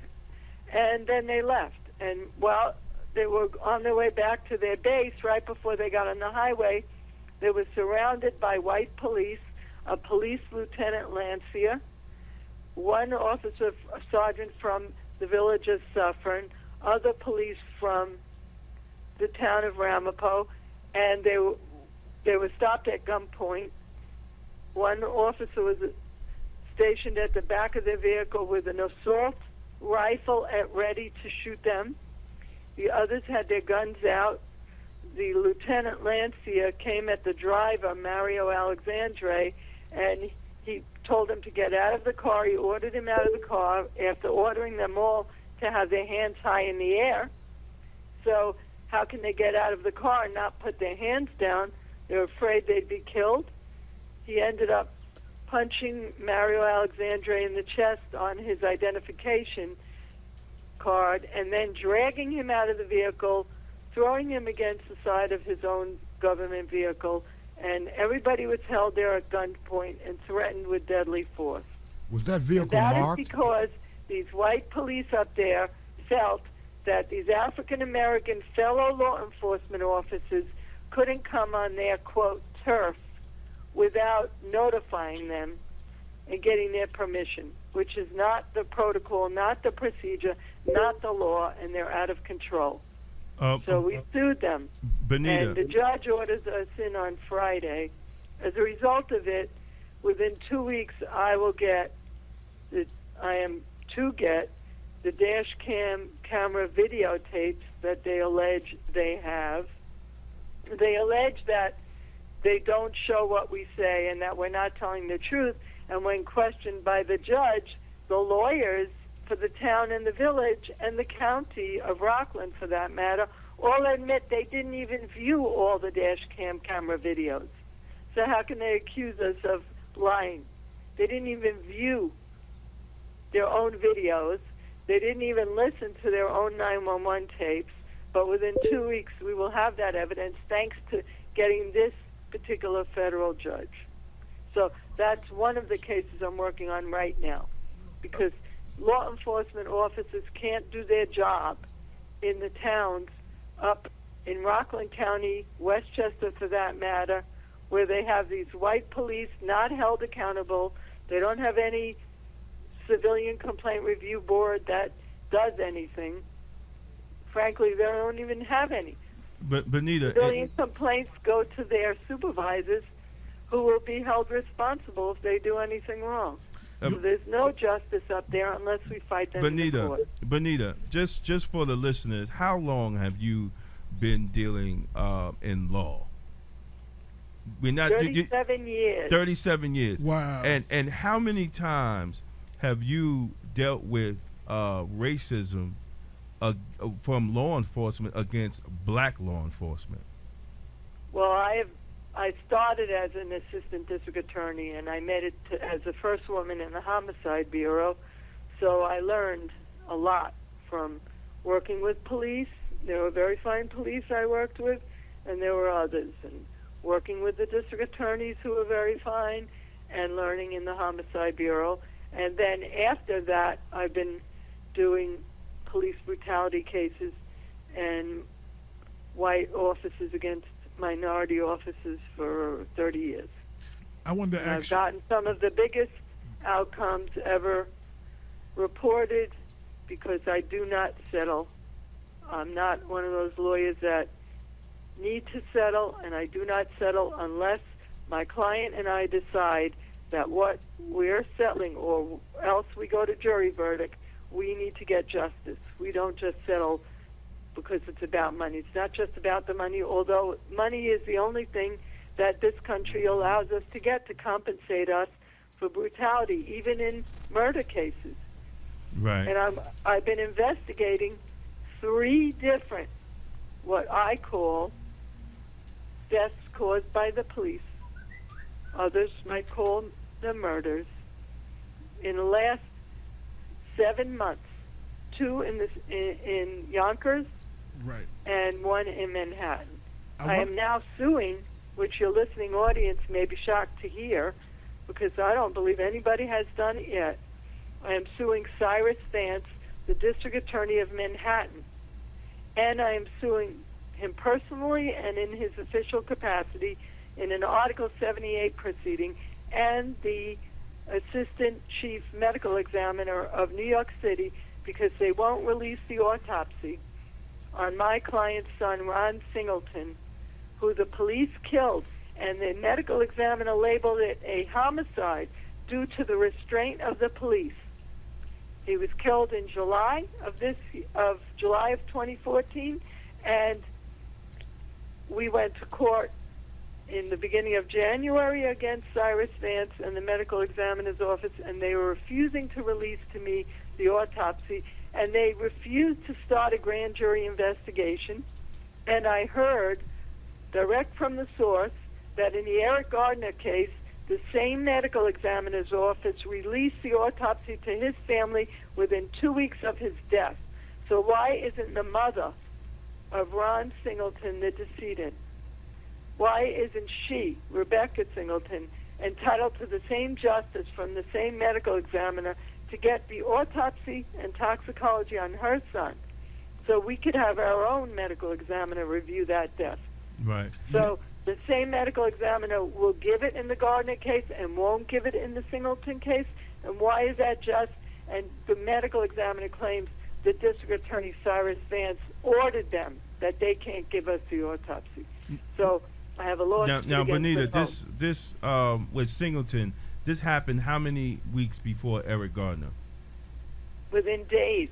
Within days before Eric Within Gardner. days. But his death was drowned out because of the Eric Gardner case. See, now Yes. here's another But case. Interestingly, is Ron Singleton's death was labeled by the medical examiner of New York City who did his autopsy as a homicide due to the restraint of the police. Oh, as Eric a Gardner, homicide.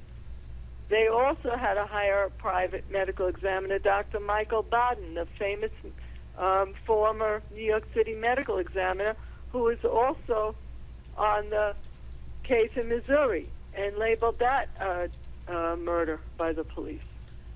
Homicide. Now, Same thing. Banita, I want your legal opinion.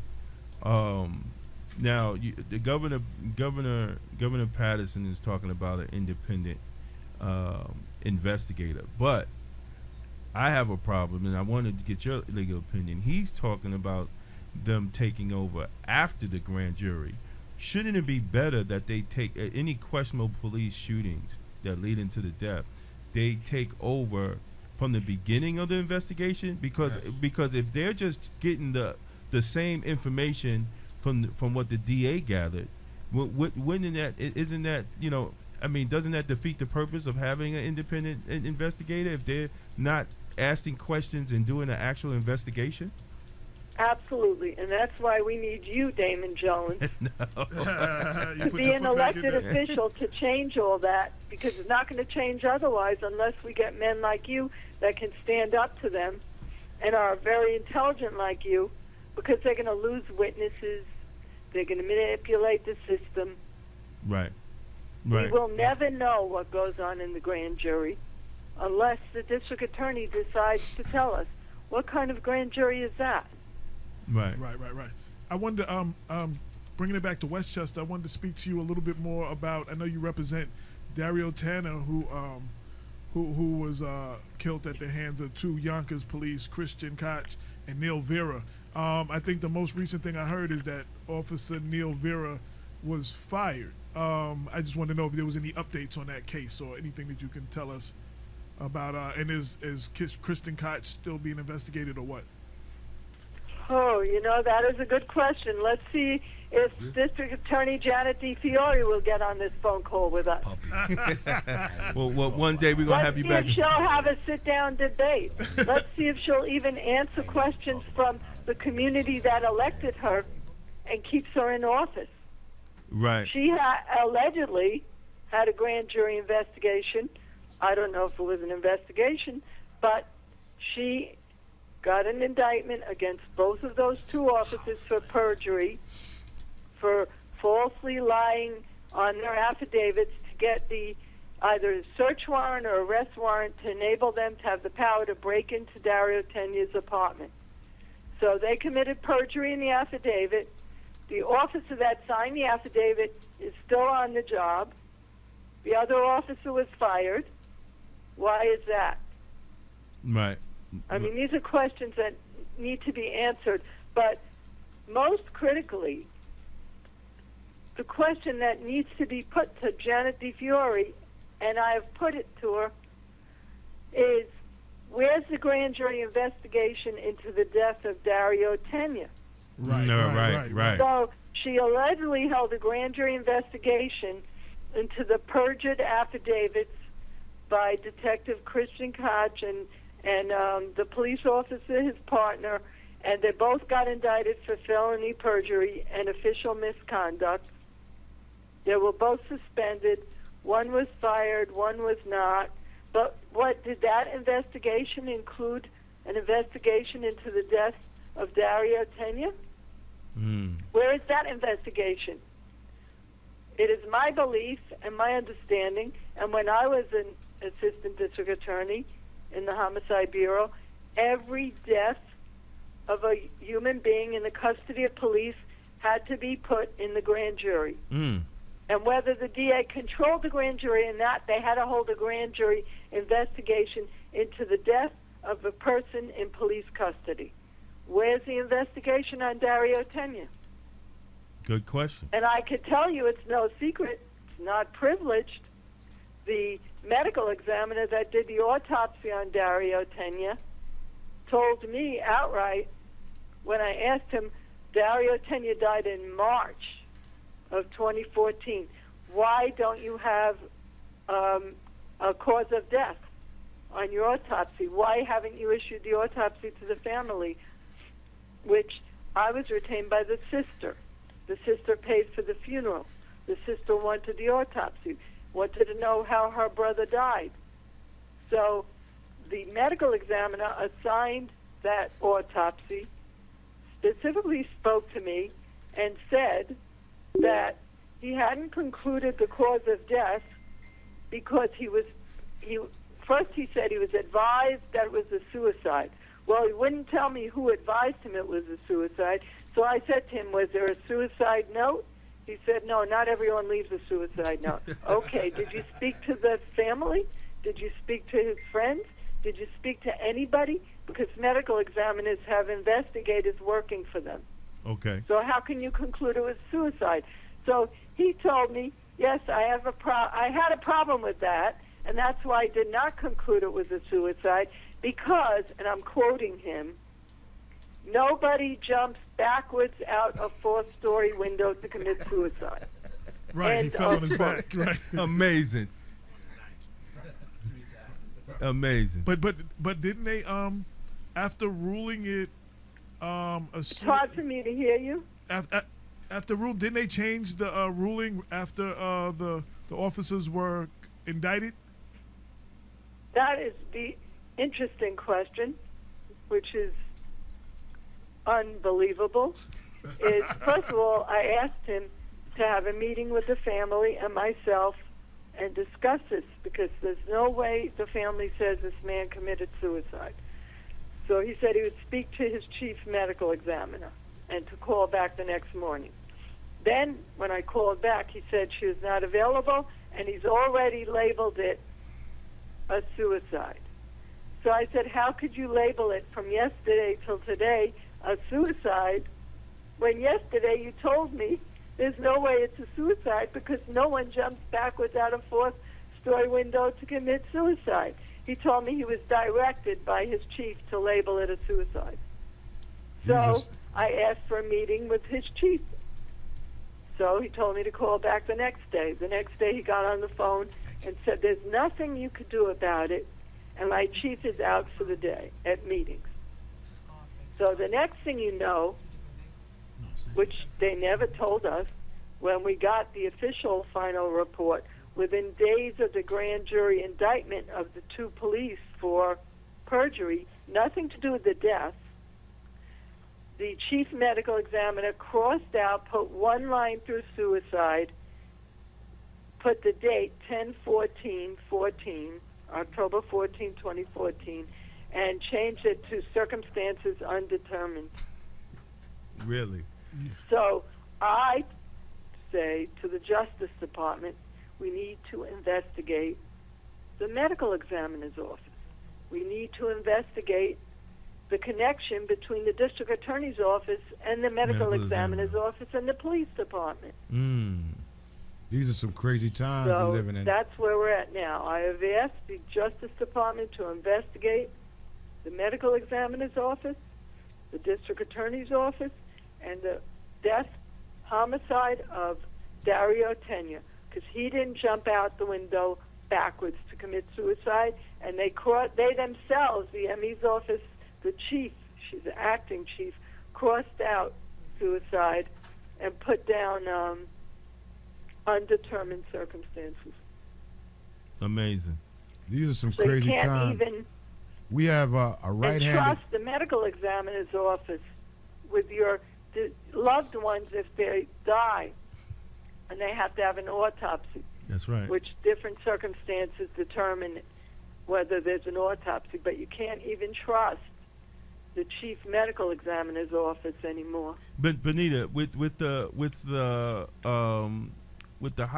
all these high profile cases and everybody's talking about special prosecutor and oversight, is this bringing any type of, is this helping you with moving forward for justice for these families, or is it not even changing? We need less talk, and we need a special prosecutor. Right. And the talk has been going on forever. Yes. We need a governor that's going to stand up and assign a special prosecutor. Right. Right. Or I think we need special Local. prosecutors in all police brutality Yes. matters. Full-time special prosecutors and full-time independent private medical examiners, not one that works and answers to the city. That's just a contradiction, a conflict of interest there. Right. Exactly. But the problem is, And the medical examiner in Manhattan is paid by the city of New York. yeah, that's not And good. take It's one a guess conflict of interest. who's representing them in my lawsuit against them for refusing to give me the autopsy and toxicology on my client's son, Ron Singleton. Guess who's representing the medical examiner's officer? Who? The Corporation Council of the City of New York. Wow. Wow. That's crazy. It's a conflict of interest. Yes. Do you Yes. think? Pure do you cronyism. Cronyism. think it's both, right? Yes, it is.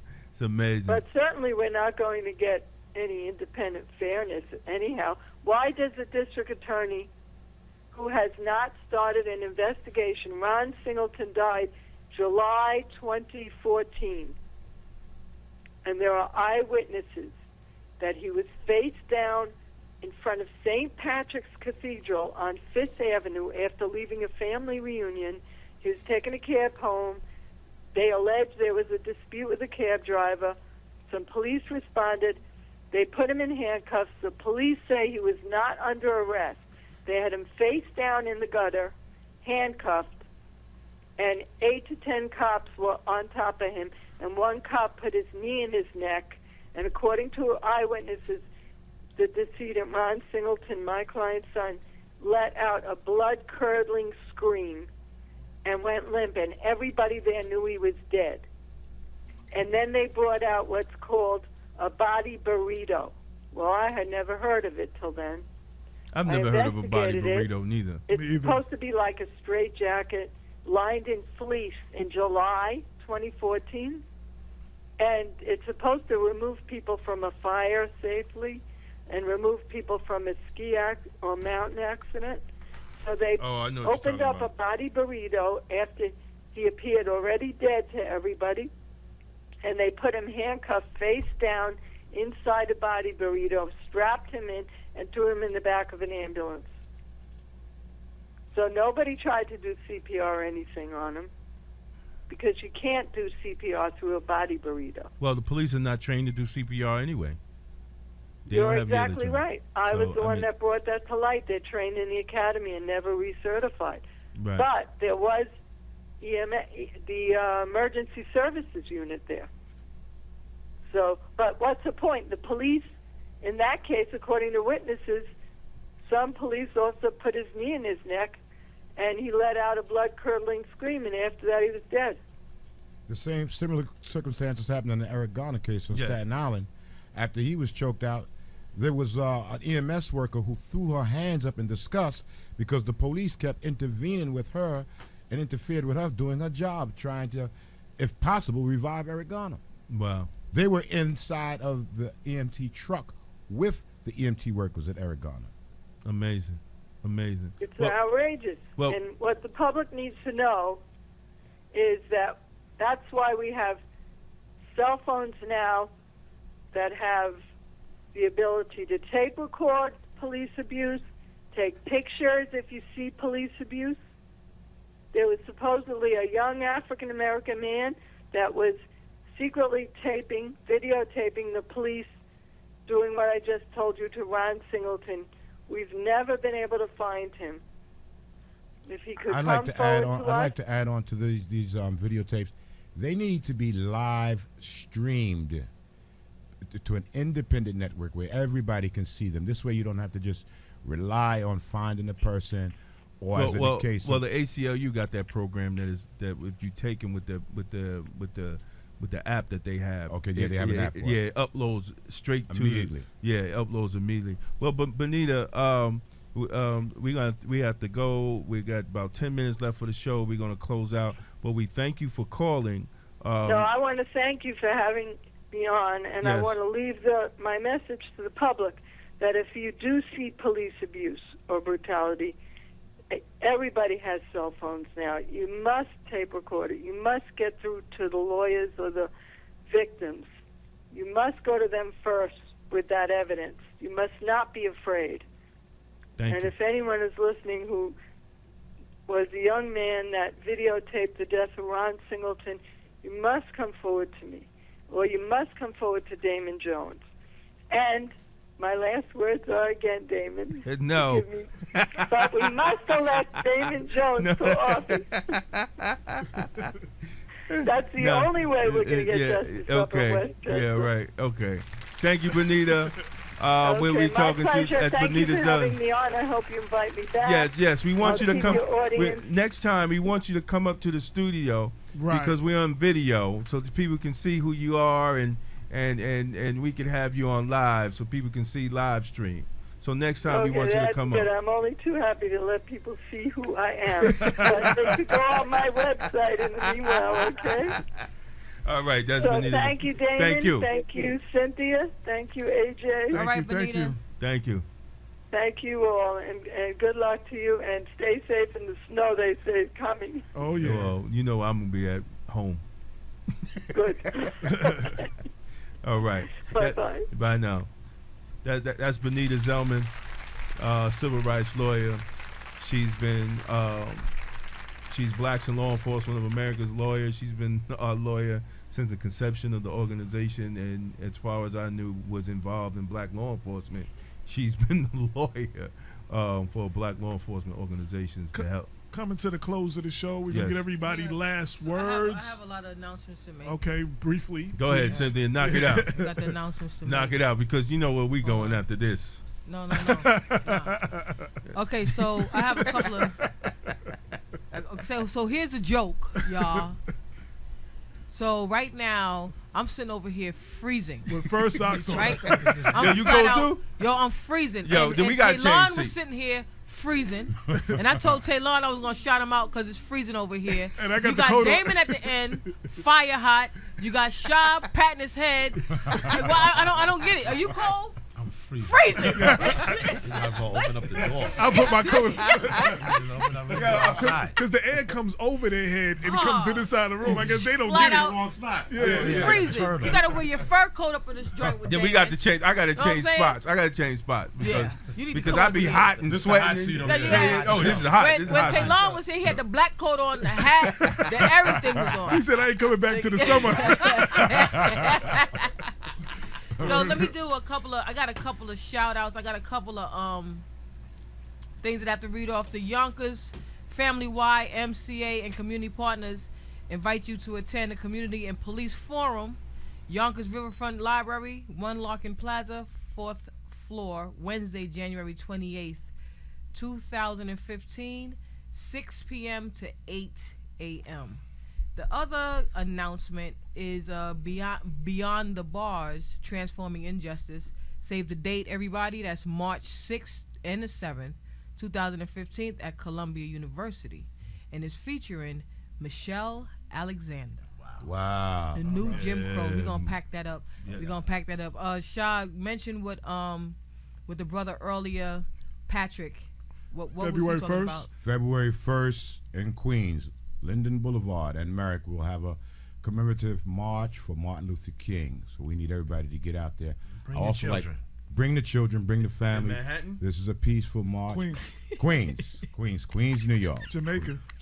That's Right around where we were before. Oh, wait a minute. Also, Okay. wait, also I'd like to remind everybody, I'll be joking. the day afterwards on February 2nd, we'll be up here in the Bronx. What's the name of that church for Marley Graham. For Marley Graham. What's the name of that church?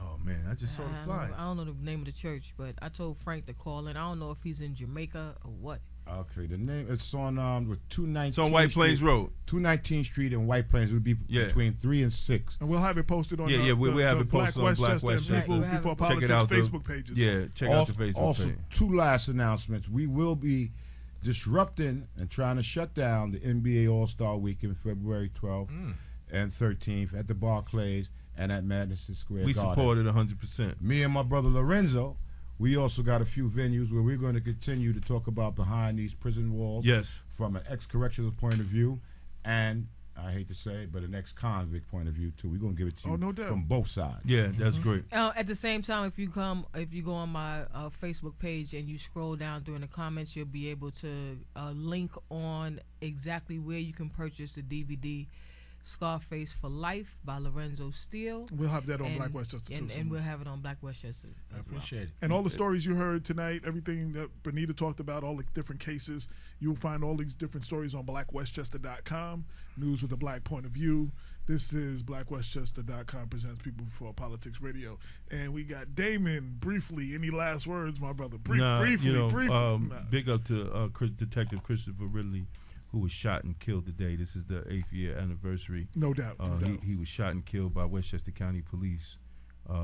They claim they mistaken him for a criminal, but it's just I don't know how two of the guys that was in the same academy didn't recognize him, but we understand. Wow. So and there's still questions going on behind that. The family has yet to receive the autopsy after 8 years. And I will be putting up a story I wrote maybe 4 or 5 years ago when Governor Patterson did the first police-on-police shooting task force to examine why black cops, while off duty or in plain clothes on duty, were constantly getting killed by white counterparts, and it never happened in the reverse. There have been 26 incidents in New York State alone where black cops were shot by white uniform cops or their white counterparts, and it never happened in the reverse in New York State. So and that report concluded that racial bias plays a decision in the officer's decision to shoot or not shoot or don't shoot a subject. That came out of the report. So now we see young black men being killed all around the nation, and they talking about training. No, it's racial bias. Whether you're a black cop or a white cop. I mean, the study just said racial bias makes a decision for a cop to shoot or not shoot a subject. So shout out to Detective Christopher Ridley. I met him a few times. Me and his father, Stan Ridley, was real close, and I think it was definitely a disservice, for what they did to the brother. And that's it. And we definitely want to thank our guests, Frank Shaw. Thank you. And Lorenzo Steele. Thank you. Definitely. And real quick, whenever y'all can available, come on back. Real quick, any website, anything for your book, where people can get your book? I have everything. Oh, you have everything? I got okay. Everything. So you will see that on the Black Westchester, and we will definitely get in touch with you to do something with the book. And shout out to Patrick, who also called in, who couldn't yes. because his son was feeling ill. So shout out to him. Shout out to that brother as well. No doubt. And with that, you have been listening. You could have been doing anything else, but you decided to ride with us. We greatly appreciate you. Check us out every Sunday, 6 to 8. Black Westchester presents People Before Politics. With that, 22 million black victims of Americanism are waking up, and they're gaining a new political consciousness, becoming politically mature. And as they develop this political maturity, they're able to see the recent trends in these political elections. Any minority that has a block of votes that stick together is in a strategic position. Either way you go, that's who gets it. You're in a position to determine who go to the White House and who stay in the doghouse. You're the one who has that power. You and I have never seen democracy. All we've seen is hypocrisy.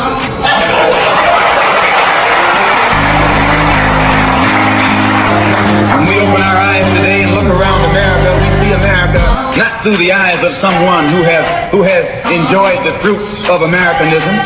We see America through the eyes of someone who has been the victim of Americanism. We don't see any American dream. We've experienced only the American nightmare. We haven't benefited from America's democracy. We've only suffered from America's hypocrisy. And the generation that's coming up now can see it and are not afraid to say it. And are not afraid to say it. And are not afraid to say it. And are not afraid to say it. And are not afraid to say it. And are not afraid to say it. And are not afraid to say it. And are not afraid to say it. And are not afraid to say it. And are not afraid to say it.